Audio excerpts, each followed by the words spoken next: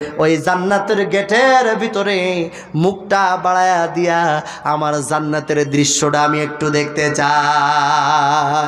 মালাকুল মাউত বললেন, ওগো আল্লাহ, এই সাদ্দাত তো 5টা মিনিটের জন্য একটু সময় চাইতেছে। আল্লাহ রাব্বুল আলামিন জানিয়ে দিলেন, ফাইযা জাআ আজালুহুম লা ইস্তাখিরুনা সাআতাও ওয়ালা ইস্তাকদিমুন। ওগো মালাকুল মাউত, যার যে হালতে যে অবস্থায় মৃত্যু নির্ধারণ হয়ে গিয়েছে, তার 1 মিনিট আগেও হবে না, পরেও হবে না। হয়তো তোমার মায়া হতে পারে, আমি বলতেছি তুমি সাদ্দাতের টাইম হয়ে গেলে এখনই জানটা কবজ করে নিয়ে নাও। সাদ্দাত আর জান্নাত দেখতে পারলো না।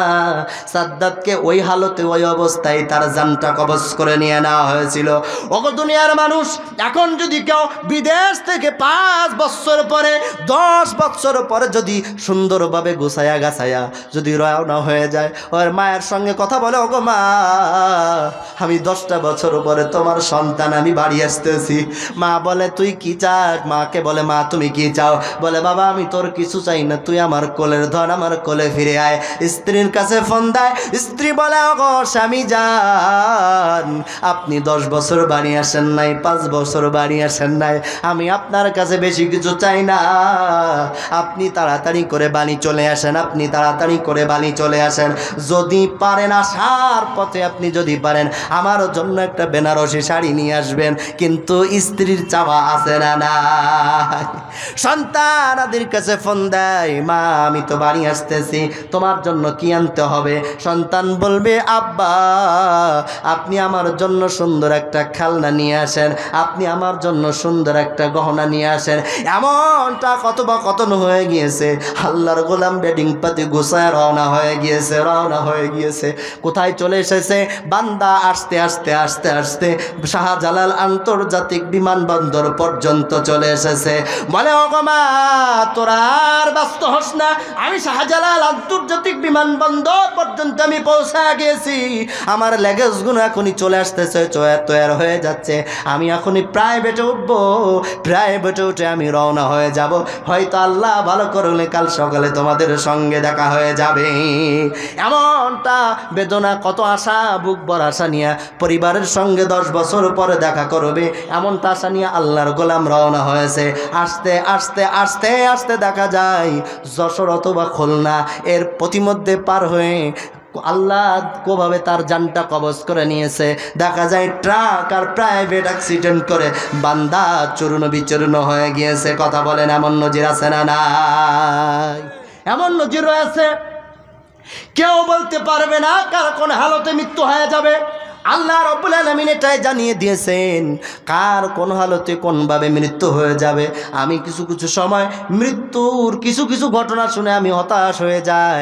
দেখা যায় কিছু কিছু মানুষ রাস্তায় অ্যাক্সিডেন্ট করে মারা যায়, তার কোনো অস্তিত্বও খুঁজে পাওয়া যায় না। কিছুদিন আমি শুনেছি, কিছুদিন আগে দেখেছি এবং শুনেছি, নরনিয়ায় মাদ্রাসার সামনে এক যুবক অ্যাক্সিডেন্ট করেছে। তার মা যে তার চেহারাটা দেখবে, এমনভাবে অ্যাক্সিডেন্ট করেছে, অ্যাক্সিডেন্ট দুর্ঘটনা করে মৃত্যু হয়েছে। মাঝে তার চেহারাটা দেখবে, এই শক্তিও তার মায়ের জন্য দেওয়া হয় না। এমন বিকৃতভাবে এই মুখটা তার ছিল না। বিভিন্ন সময় দেখা যায় অ্যাক্সিডেন্ট করে না, তার অ্যাক্সিডেন্ট করে তার পেট ফেটে নাড়ি বের হয়ে যায়, মাথা ফেটে চূর্ণ বিচূর্ণ হয়ে যায়। কার যে কখন কোন হালতে মৃত্যু হবে, এই জায়গায় আমরা যারা উপস্থিত রয়েছে আমার মনে হয় আমরা বলতে পারবো। আমরা বলতে পারবো? কেউ বলতে পারবো না, কোনো নবীও বলতে পারবেন না। কিন্তু নবীদের জন্য এতটুকু আল্লাহ রাব্বুল আলামিন দিয়েছেন যে নবীদের জন্য মালাকুল মাউত যে অনুমতি না নিয়ে কোনো নবীর জান কবজ করতে পারবে না। আল্লাহর নবী, বিশ্ব নবী, দয়ার নবী, মায়ার নবী, এতিম নবী, তার মৃত্যুর সময় হয়ে আসলো। মালাকুল মাউত আজরাইল আলাইহিস সালাতু ওয়াস সালাম চলে আসলেন। চলে আসার পরে মালাকুল মাউত বললেন, ওগো আজরাইল, আপনি আমার জন্য দোয়া করবেন। দরজায় এসে নক দিলেন, ওগো নবী আপনি অনুমতি দেন, সালাম দিয়ে অনুমতি চাইলেন, ওগো নবী আপনি অনুমতি দেন, আপনি বিশ্ব নবী, আখেরি জামানার নবী, সকল নবীদের নবী, আপনি অনুমতি দেন। আপনি যদি অনুমতি দিয়ে দেন তবে আমি মালাকুল মাউত ভিতরে প্রবেশ করব, আপনার জানটা কবজ করব। আল্লাহর নবীর এমন অবস্থা মৃত্যুর সময়, আল্লাহর নবীর এমন অবস্থা মৃত্যুর সময়, আল্লাহর নবীর শরীর থেকে গেমে গেমে পানি পড়তেছে, কখনো জ্বর, কখনো হুঁশ, কখনো বেহুশ, এমন অবস্থা। আল্লাহর নবীর কথা বলার শক্তিও ছিল না। মা আয়েশা রাদিয়াল্লাহু তাআলা আনহু, মা ফাতেমা রাদিয়াল্লাহু তাআলা আনহা, এরা পাশে বসে আল্লাহর নবীর নিকটে বসে কাঁদতেছিল। এমন সময় যখন মালাকুল মউত সেই সংবাদটা বললেন, আল্লাহর নবী সঙ্গে সঙ্গে জিবরাইল আলাইহিস সালাতু ওয়াস সালাম উপস্থিত ছিলেন। আল্লাহর নবী জবান দিয়ে কথা বলতে পারলেন না, চোখ দিয়ে ইশারা করলেন, ওগো জিবরাইল তুমি বলে দাও আমি এই ব্যক্তিকে আমি কি বলবো। আল্লাহর নবীর এই যখন অনুমতি চাইলেন, জিবরাইল আলাইহিস সালাতু ওয়াস সালাম বললেন, আমি আর বেশি কিছু বলতে পারবো না, এতটুকু বলবো যে আল্লাহ রব্বুল আলামিন আপনার দিদারের জন্য বসে রয়েছে। জোরে বলি সুবহানাল্লাহ। অনুমতি দিলেন, আল্লাহর নবীর জানটা কবজ করে নিলেন, মালাকুল মউত এসে কবজ করে নিলেন।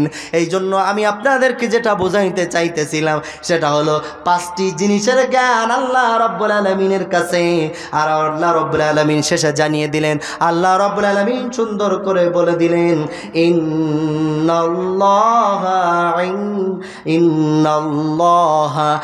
আলিমুন খাবীর, নিশ্চয় আল্লাহ রব্বুল আলামিন সকল জ্ঞান তোমাদের জন্য, আল্লাহ রব্বুল আলামিন সকল জ্ঞান আল্লাহ রব্বুল আলামিনের ভিতরে রেখে দিয়েছে। এই জন্য ভাই দোস্ত বুজুর্গানের দিন আমরা যতই জানার চেষ্টা করি না কেন, কিন্তু 5টি বিষয়ের জ্ঞান আমরা জানতে পারবো, আমরা জানতে পারবো না। এই জন্য আল্লাহ তাআলাকে রাজি খুশি করে এবং আল্লাহ এবং আল্লাহ রাসূলকে সন্তুষ্ট করে আমরা যেন সকলে ইবাদত বন্দেগী করে আমাদের জীবন, আমাদের সময় ব্যয় করতে পারি। আল্লাহ তাআলা যেন এই তৌফিক আমাদের দান করে, সকলে বলে আমিন। আমি আলোচনা যা সাজায় রাখছিলাম তা আমার মনে হয় 2-3 ঘন্টা হলো পার হবে না, কিন্তু এখন এসে দেখতেছি যে আপনাদের মসজিদের ইমাম সাহেব তৈরি আছে কথা বলবে, ঈশার পরে আবার আরেকজন আছে কথা বলবে, তারপর আবার আরেকজন আছে কথা বলবে, তারপরে যে প্রধান বক্তা কথা বলবে। এই জন্য সময় সংক্ষেপ আমি ছেড়ে দিলাম, প্রিয় ইমাম সাহেবকে কথা বলার জন্য সুযোগ দিয়েছি, যেহেতু আমার অনেক কথা আমি রেখে দিলাম। আল্লাহ তাআলা যদি আমাকে কখনো সুযোগ দেয়, আল্লাহ তাআলা যদি আমাকে কোথাও কবুল করেন, আপনাদের খেদমতে আমি যেন সুন্দর করে আপনাদের কোরআন এবং হাদিসের কথাগুলো বুঝায় বলতে পারে, আল্লাহ তাআলা যেন আমাকে এই তৌফিক দান করে, সকলে বলে আমিন। আমার জন্য সকলে দোয়া করবেন। দোয়া চেয়ে আমার আলোচনা শেষ করছি। আখিরি দাওয়ানা আলহামদুলিল্লাহি রাব্বিল আলামিন।